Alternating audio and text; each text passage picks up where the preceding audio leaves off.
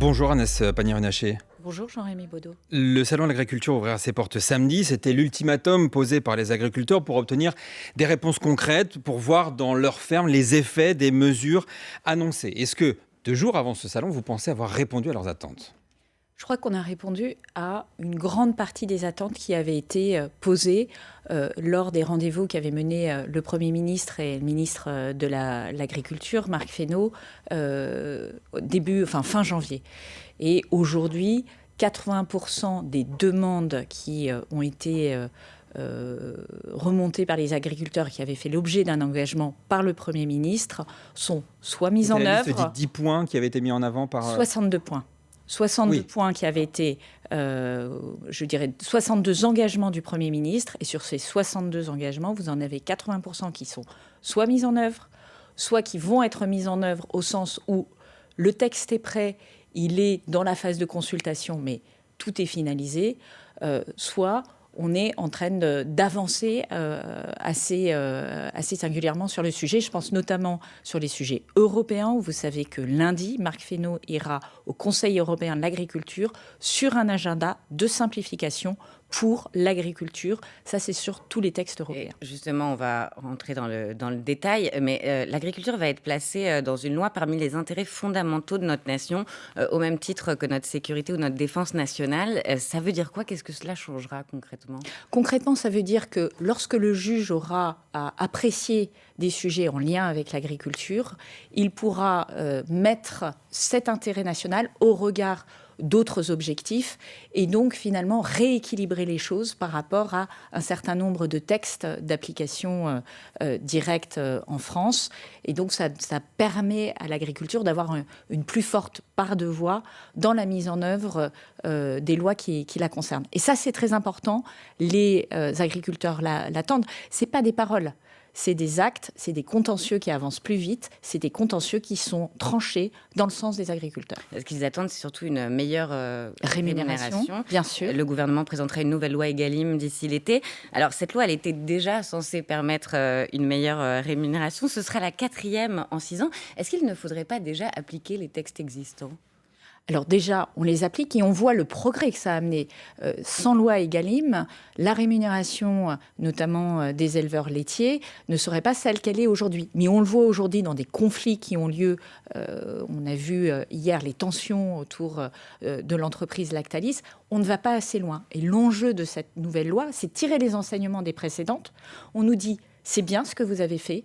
Ça a permis d'apporter du revenu aux agriculteurs, mais ce n'est pas parfait. D'abord parce qu'il y a des stratégies de contournement, il y a des tricheurs. Et ces tricheurs, il faut que ce soit très clair que la fête est finie et que maintenant, ils doivent respecter la loi, mais surtout qu'ils ne doivent pas utiliser les ambiguïtés de la loi pour différer son application. Qu'est-ce qu'il y aura dans cette loi de différent ? Parce qu'on va parler en détail des fraudes, mais qu'est-ce qu'il y aura dans cette loi ? Il y aura un prix plancher, il y aura l'interdiction de la vente à perte pour les agriculteurs. Enfin, il y aura des mesures concrètes qui feront qu'on ne sera plus dans la même situation. Bien sûr qu'il y aura des mesures concrètes. D'abord, je veux dire qu'il y a 2 parlementaires qui ont été missionnés pour tirer les enseignements de l'application des lois précédentes et pour faire des propositions. Donc, si cette loi, on était aujourd'hui en capacité de l'écrire, on l'aurait fait. Là, on fait ce que vous dites.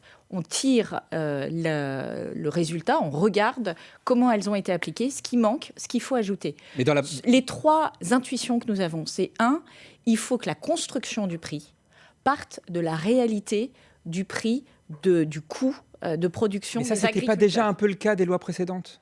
Oui, mais on le voit, il y a encore des ambiguïtés, et donc il faut être encore plus direct, encore plus clair, mettre une forme de régulation supplémentaire. Mais donc un prix minimum dans la loi, que ce soit incontournable. C'est pas un prix minimum, parce que ça part de la réalité du prix dans les exploitations. Il y a une deuxième intuition qu'on a, c'est qu'il faut aller plus loin, justement, dans ces indicateurs de prix. Toutes les professions aujourd'hui, toutes les qui dépendent d'Egalim, je pense notamment à la filière viande, n'ont pas encore complètement établi ces indicateurs de prix et du coup ça rend moins opérant le fait de construire un prix sur la base de ces indicateurs de prix. Je rentre un peu dans la technique et je m'en excuse, mais ce qu'il faut comprendre à la fin, c'est que nous voulons donner du revenu aux agriculteurs. Les 3 précédentes lois ont permis de rééquilibrer le rapport de force entre agriculteurs, industriels, grande distribution. La grande distribution continue à contourner, en tout cas certains d'entre eux, à contourner le système. Et donc nous serons absolument dans la sanction et nous ne laisserons pas faire ces contournements. Agnès Pannier-Runacher, il y a quelques instants, vous parliez de ces agriculteurs qui ont envahi le siège de Lactalis. Ça fait des semaines qu'ils réclament une juste rémunération de leur lait, mais en vain. Lactalis, c'est 28 milliards d'euros de chiffre d'affaires. Est-ce que ce n'est pas un peu David contre Goliath ? Mais c'est pour ça qu'il faut rééquilibrer. C'est à ça que sert la loi. Aujourd'hui, vous avez un dispositif de médiation qui a permis de rendre de l'argent à certains agriculteurs dans des phases d'instruction entre rémunération des agriculteurs et rémunération des industriels. Vous avez un nouveau système qui est un arbitrage qui est également en cours pour obtenir des résultats. Donc, on gagne des euros, euro par euro, entre les agriculteurs et les industriels. Et les industriels eux-mêmes doivent pouvoir obtenir une juste rémunération de la matière première agricole. Parce que ça aussi, c'est important. Mais ça fait des semaines que les agriculteurs se battent contre Lactalis. On le disait, 28 milliards de chiffre d'affaires. Lactalis leur proposait 40 centimes le litre de lait, alors qu'ils auraient besoin plutôt de 45 centimes, voire de 50 centimes. Lactalis a concédé une hausse de 2 centimes à 42 centimes. Que fait le gouvernement ? On les laisse se battre tout seuls ? Non, je signale que c'est sous l'égide du médiateur de l'État que ces discussions se poursuivent et qu'elles se poursuivent pour s'achever dans les semaines qui viennent. Il y a des dates butoirs, il y a une procédure contradictoire, mais le travail est mené par le médiateur de l'État. Mais là, il y aurait un intérêt à mettre un prix minimum, non ? Ça n'existait pas avant. Ça n'existait pas avant. Il faut quand même le dire. Cette rémunération qui a sauvé des milliers d'éleveurs laitiers, parce que c'est ça la réalité. Ces dernières années, ces lois Egalim ont permis de rendre du revenu aux agriculteurs. Mais est-ce que c'est suffisant ? Est-ce que c'est suffisant ? Non. Est-ce qu'il faut aller plus loin ? Oui, et c'est ce que nous faisons. Agnès Pannier-Runacher, ministre déléguée à l'agriculture. On se retrouve dans un instant, juste après le fil info de Sophie Echen à 8h40. Alors que les ruptures de stock de médicaments s'amplifient dans les pharmacies, près de 5000 signalements l'an dernier en France, le gouvernement dévoile des mesures pour anticiper. Ça passe par mieux informer les médecins pour qu'ils puissent prescrire des alternatives à leurs patients en cas de pénurie ou alors une meilleure utilisation des antibiotiques. Le rapporteur spécial de l'ONU sur les défenseurs de l'environnement se rend dans le Tarn aujourd'hui à Saïs sur le chantier de l'autoroute A69, controversé entre Castres et Toulouse. Il vient constater les méthodes de maintien de l'ordre employées contre les opposants à ce projet, méthode qu'il qualifie d'alarmante sur les réseaux sociaux. Au Sénégal, Macky Sall doit prendre la parole aujourd'hui pour présenter ses plans en vue de l'organisation de l'élection présidentielle prévue dimanche initialement, avant d'être reportée au 15 décembre. Un report qualifié de coup d'État constitutionnel par l'opposition. Et puis près de 8 millions de dollars, c'est le produit de la vente aux objets ayant appartenu à Elton John, vente aux enchères hier à New York, avec entre autres l'une des paires de lunettes emblématiques du chanteur, des bottes argentées avec ses initiales ou encore son piano à queue parti pour 200 000 $. France Info. Le 8-30 France Info, Agathe Lambray, Jean-Rémy Baudot. Toujours avec Agnès Pannier-Runacher, ministre déléguée auprès du ministre de l'Agriculture et de la Souveraineté alimentaire. On parlait à l'instant du contournement de la loi Egalim. Bruno Le Maire avait annoncé il y a 2 semaines que 124 contrats signés entre industriels et distributeurs ne la respectent pas. Il leur avait donné 10 jours pour se mettre en conformité. Où en est-on ? Alors, une partie des contrats ont trouvé un point d'équilibre. Et vous savez que nous avons un processus qui se tient en 2 mois. Et donc, ça continue pour les quelques contrats qui restent à négocier à être discutés. Il n'y a pas eu de sanction. Ce que je veux dire ici, il n'y a pas eu de sanction, Agnès Pannier-Runacher. Si les sanctions ont été prononcées, des sanctions ont été prononcées, c'est un contradictoire. Quand vous faites une sanction, vous avez quelques semaines qui sont laissées à la partie adverse pour se justifier. Ça, c'est l'état de droit. Des sanctions Mais de 5 notre millions main, d'euros, des sanctions qui peuvent effectivement être qui vont taper au porte-monnaie des distributeurs. Et je veux dire ici, moi j'ai prononcé il y a 4 ans une sanction contre Leclerc de 117 millions d'euros. Cette sanction, elle fait aujourd'hui l'objet d'un recours devant la justice. Donc 4 ans plus tard. Tout à fait, mais pourquoi ? Parce que Leclerc a utilisé tous les artifices possibles pour rendre inapplicable cette sanction. Ils sont allés à la Cour européenne des droits de l'homme. Je pense que la Cour européenne des droits de l'homme a autre chose à faire que de se préoccuper remettre en cause d'une sanction administrative. Non, je ne le remets pas en cause, mais je dis que la Cour européenne des droits de l'homme, dans notre représentation, c'est les droits de l'homme qu'elle protège. Ce n'est pas un sujet commercial et de déséquilibre de relations commerciales. Ils sont allés à la Cour européenne des juridictions européennes. Ils sont allés de l'Union européenne.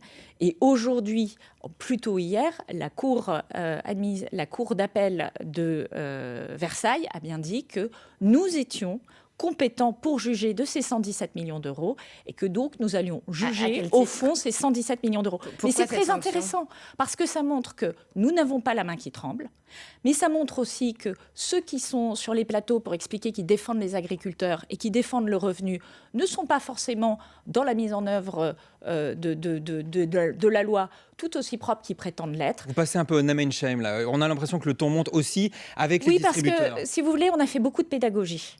On a fait des contrôles pédagogiques, on a accompagné les distributeurs, on a accompagné l'industrie. Ce qu'on voit aujourd'hui, c'est qu'il y a des gens qui font le travail, il y a des gens qui signent des conventions tripartites et qu'il y en a qui ne le font pas. Et le problème, c'est que ceux qui signent des conventions tripartites reviennent vers nous et nous disent, vous voyez, moi je fais le travail et en fait je me retrouve à être moins compétitif que mes concurrents. Et donc, c'est intenable comme situation. Et c'est pour ça que nous devons systématiquement sanctionner les tricheurs. Et Agnès Pannier-Runacher, il y a aussi la fraude aux étiquettes. Sur 1000 établissements contrôlés, 372 ne respectent pas le label Origine France ou font de la tromperie sur la marchandise. Finalement, tout ça, ça montre que les distributeurs fraudent. Comme le disaient les agriculteurs, ils ne sont pas parano, ils avaient raison. Alors, moi, j'ai fait un contrôle hier, inopiné, dans une grande surface en Seine-Saint-Denis. Ce que vous voyez, c'est qu'il y a deux sujets. Vous avez effectivement de la tromperie, c'est-à-dire que vous avez un produit qui est annoncé comme français, vous regardez, vous retournez la barquette et vous apercevez qu'il a été produit en Nouvelle-Zélande ou en Espagne. Ça, c'est une vraie tromperie. Et puis, vous avez des négligences, des glissés. Vous avez, par exemple, un panneau viande française. La moitié du rayon, les 3/4 du rayon sont viande française et viennent se glisser un peu de viande belge. Donc là, c'est de la négligence. Ça. Alors, si vous voulez, on est entre gris clair et gris foncé. Mais là aussi, on l'a dit, il y aura 10 000 contrôles sur la question de l'origine. Et on va très rapidement demander aux distributeurs de corriger cela. Pourquoi avoir autant attendu pour les contrôles ? Enfin, j'imagine bien qu'il y en avait avant, mais... oui, il y en avait avant, non, mais on est bien d'accord, mais on n'attend pas que les ministres aillent se déplacer dans les supermarchés en Seine-Saint-Denis pour vérifier qu'il y a des problèmes de l'étiquetage. Ce que nous avons fait avec la DGCCRF, qui est sous l'égide de Bercy, c'est de remonter comme priorité absolue ces contrôles dans la grande distribution. Vous savez que la DGCCRF, elle a d'autres sujets, les fraudes à la rénovation thermique, les fraudes à la location. Vous n'avez pas fait plus tôt, Agnès Pannier-Runacher ? Aujourd'hui, nous mettons le paquet pour vérifier que l'étiquetage est correct. Et moi, je le dis aux auditeurs qui nous écoutent, regardez, parce qu'en tant que consommateur, on a un rôle à jouer. On a un rôle à jouer et il faut se méfier par rapport aux allégations. Il faut retourner les barquettes, il faut vérifier que c'est produit en France. C'est aussi ça, ce signal que nous devons envoyer aux agriculteurs. Est-ce que vous faites votre mea culpa ? Nous voulons consommer français. Agnès Pannier-Runacher, est-ce que vous faites votre mea culpa ? Est-ce que vous reconnaissez que vous auriez dû écouter les agriculteurs plus tôt ? Il a fallu attendre que les tracteurs sortent pour que l'exécutif passe à l'action. Vous savez, je prends l'exemple des jachères, par exemple, qui est un point qui est remonté très fortement de la part des agriculteurs. Ça fait plusieurs mois qu'on y travaille, que Marc Fesneau y travaille et qu'il a obtenu en janvier, justement, à peine quelques jours après les premiers mouvements des agriculteurs, une position de la Commission européenne. Et ça, c'est très important. C'est-à-dire, on n'a pas attendu que les agriculteurs bougent pour faire bouger des choses. Donc maintenant, vous dites, on n'a rien à se reprocher, on a touché. Je ne dirais jamais ça. Il faut toujours balayer. Vous reconnaissez des erreurs, un petit retard à l'allumage, peut-être ? Non, moi, je dirais qu'on a énormément de travail à faire sous l'angle de la simplification. Et que ça, on doit balayer devant notre porte. Qu'effectivement, on a tendance à vouloir, parfois depuis Paris, parfois même dans les services déconcentrés, à faire des choses qui sont trop précises, trop imposées, sans tenir compte de la réalité. Vous devez reculer ensuite. Donc sans tenir compte de la réalité du terrain. Je vous donne un exemple sur les haies, qui est un sujet qui peut paraître anecdotique. En fait, c'est un sujet très important en matière de biodiversité, c'est un sujet très important en matière d'énergie, puisque les haies peuvent fournir du bois énergie, et c'est un sujet important pour les agriculteurs. Les agriculteurs sont soumis à 12 régimes différents de haies. Il y a des moments où ils ne peuvent pas couper, il y a des moments où ils peuvent couper. C'est incompréhensible. Et là, effectivement, il faut faire notre mea culpa, il faut balayer devant notre porte, et c'est ce que nous faisons dans le projet de loi d'orientation pour avoir un seul régime. C'est le fruit souvent de lois qui se sont sédimentées les unes sur les autres. À nous de rendre tout ça beaucoup plus simple. On ne va pas le faire d'ici le Salon de l'agriculture. On a déjà fait des choses, mais c'est un travail qui doit se continuer. Et l'engagement qu'a pris le Premier ministre et le ministre de l'Agriculture, c'est que tous les mois, à partir de maintenant, on va revisiter toutes les simplifications que nous devons Alors, en faire parlant de pour simplification, faciliter la vie des agriculteurs. Agnès Pannier-Runacher, il y a les simplifications et puis il y a notamment des indicateurs. Et hier, il y a une annonce qui a créé un peu d'émoi auprès des écologistes. L'indicateur français de mesure de l'usage des pesticides est abandonné pour l'indicateur européen qui est moins contraignant. C'était une demande notamment de la FNSEA. Est-ce que vous avez cédé aux pressions de ce puissant syndicat agricole ? Mais à quel titre cet indicateur européen serait moins contraignant ? C'est ce que dit Génération Future qui a comparé les résultats en appliquant à la France les 2 indicateurs sur la période 2011-2021. Selon l'indicateur européen, l'usage des pesticides baisse de 32% alors qu'il croît de 3% avec le NODU. Moi, je m'inscris en faux contre ça et contre cette analyse. Ce que fait l'indicateur européen, que ne fait pas l'indicateur français, c'est qu'il mesure le risque de chaque pesticide. Et donc, il pondère les pesticides qui sont les plus dangereux, ceux dont on sait qu'ils portent atteinte à la santé humaine et ceux dont on sait qu'ils portent atteinte à la biodiversité, plus fortement que des pesticides sur lesquels, soit nous avons le sentiment qu'ils sont relativement anodins, soit nous n'avons pas suffisamment d'informations pour vraiment les positionner. Donc c'est un indicateur de risque et qui, à ce titre, est plus puissant. Et vous pensez bien que c'est un indicateur qui a été réalisé par des scientifiques au niveau de l'Europe. Pourquoi la France serait la seule à avoir un indicateur qui serait différent du reste de l'Europe ? Comment se comparer si on veut être européen, si on veut avoir une agriculture européenne, si on n'a pas le même indicateur que les autres ? Vous prenez l'engagement ici, Agnès Pannier-Runacher, que l'objectif de réduction de 50% de l'usage des pesticides d'ici 2030 sera tenu avec ce nouvel indicateur ? Moi, je vous dis que cet objectif n'est pas modifié. Je crois que le Premier ministre a été très clair sur ce sujet et que ce que nous voulons faire, c'est prendre l'indicateur qu'utilisent tous les pays européens et qui a en plus une valeur importante, c'est de mesurer le risque, la réalité du risque des pesticides que nous utilisons. Qui sait aujourd'hui que nous avons réduit en France, que les agriculteurs, puisqu'en l'occurrence c'est eux qui sont en charge de cela, qu'ils ont réduit en France de 93% les pesticides qui sont considérés comme les plus dangereux. Qui le sait ces dernières années ? Et c'est ça qui compte. Au fond, ce qui compte pour nous, c'est de préserver la santé des agriculteurs parce qu'ils sont quand même en première ligne quand ils épandent des pesticides. Et c'est de préserver la santé de notre biodiversité et la qualité de l'eau que nous buvons. C'est ça les objectifs. Et nous avons une ligne rouge très claire, c'est que la santé et la biodiversité sont des priorités et que les pesticides qui ont un impact...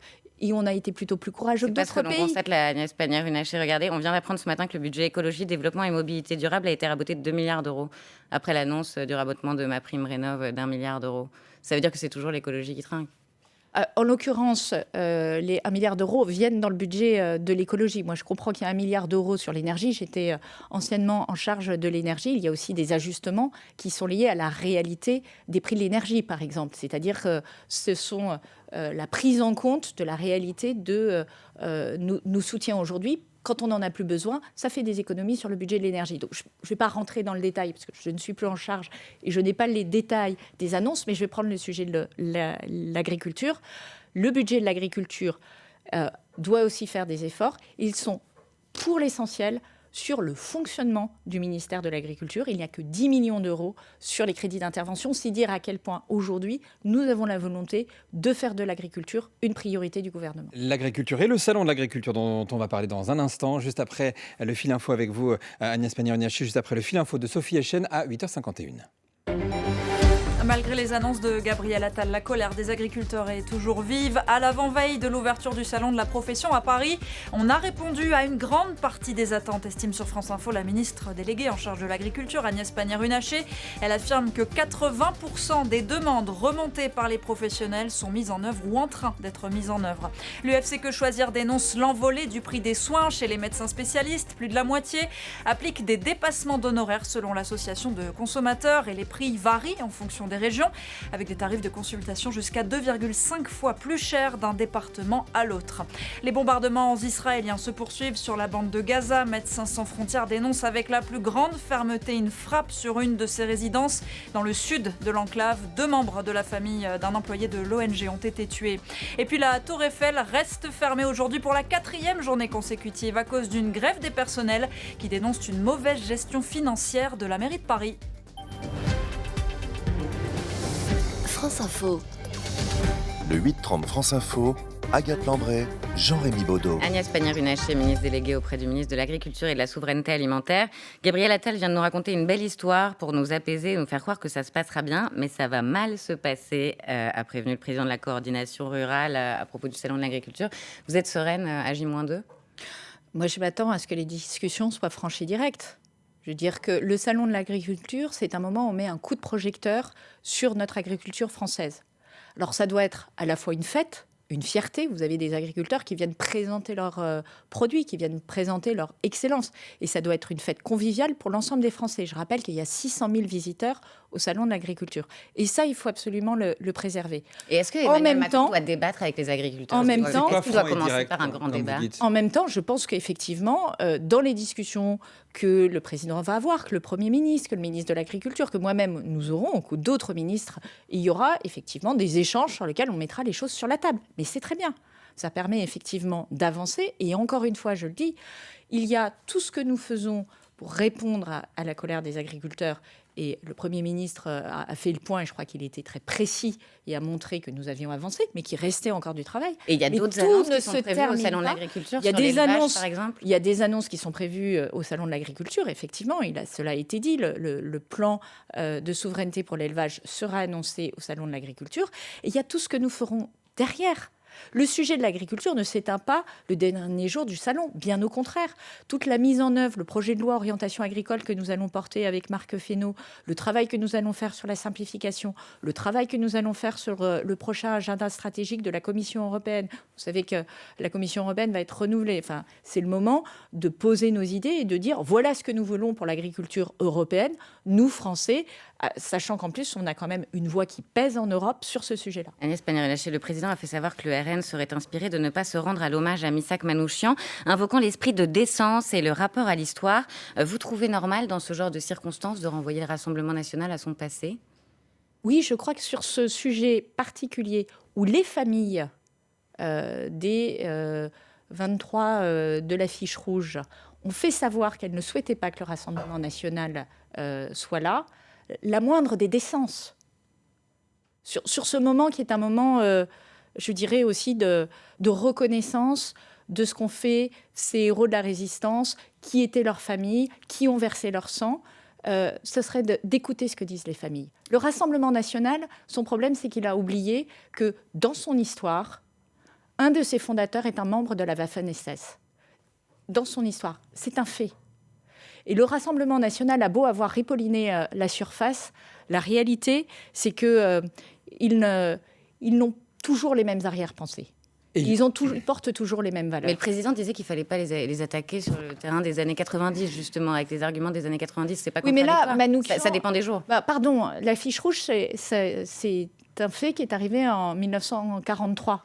On n'est pas en 2023. On ne parle pas de ce qui se passe à l'Assemblée nationale. On parle d'un moment de mémoire. Alors, donc, si on est conformément à la mémoire, eh bien, on ne réécrit pas ce qui s'est passé en 1943. Ce sont les nazis et c'est la police française vichiste qui a fait les filatures et qui est à l'origine de l'exécution des 23 résistants étrangers qui se sont battus contre l'envahisseur allemand. Et factuellement, un des fondateurs du Front National est un Waffen-SS. Donc, ne mélangeons pas tout, s'il vous plaît. Il y a l'histoire du Rassemblement national, Agnès Pannier-Runacher. Il y a aussi la fréquentation actuelle du Rassemblement national. Pardonnez-moi. Marine Le Pen et Jordan Bardella ont déjeuné avec la coprésidente de l'AfD, qui est le grand parti d'extrême droite allemand. Ça s'est passé à mardi à Paris, alors que la députée RN avait récemment pris ses distances avec ce parti d'extrême droite après la révélation d'un projet de remigration des étrangers et des citoyens non assimilés auxquels l'AfD avait participé. Ça a créé des manifestations massives en Allemagne. Est-ce que ça signifie quelque chose pour vous que Marine Le Pen et Jordan Bardella soient si proches de l'AfD allemande ? Je crois que les masques tombent. Encore une fois, le Rassemblement national a ripolliné la surface, mais ils ont toujours le même fonds de commerce. Et c'est pour cela que nous continuerons à nous battre contre les idées du Front National quand ils en ont. Je vais prendre un exemple. Sur l'agriculture, j'ai toujours pas compris ce que proposait le Rassemblement national. J'ai bien compris qu'ils surfaient sur les peurs. J'ai bien compris qu'il y avait les jours pairs où ils étaient pour la PAC et les jours impairs où ils étaient contre la PAC. mais je n'ai pas compris quelles étaient les propositions du Rassemblement national pour permettre aux agriculteurs de vivre plus dignement et pour permettre à notre agriculture de faire sa transition agroécologique. Et pourquoi vous n'avez pas de candidat pour les européennes encore? Qu'est-ce qui cloche? On est en train de travailler sur le sujet. Vous savez que peut-être, à la différence d'autres formations, nous sommes aussi au travail en ce moment. Et donc, c'est quelque chose qui nous sollicite énormément. Et effectivement, un certain nombre de figures de proue de la majorité sont ministres, doivent délivrer. On parle du salon de l'agriculture, on peut parler de ce qu'on fait sur l'industrie, on peut parler de ce qu'on fait sur l'énergie, on peut parler de ce qu'on fait sur la santé. Donc, vous le voyez, la première chose qu'attendent les Français, c'est qu'on ait des résultats. Merci beaucoup Agnès Pannier-Runacher, ministre déléguée auprès du ministre de l'Agriculture et de la Souveraineté Alimentaire. Merci beaucoup d'avoir été l'invité du 8h30 France Info. Agathe Lambré, rendez-vous la semaine prochaine pour de nouvelles interviews. Dans 5 minutes, on se retrouve avec les informés de Benjamin Sportouche au programme. On va revenir sur les mesures du gouvernement, notamment sur la crise agricole. Et puis, on va parler de la pénurie de médicaments qui touche de très nombreuses molécules.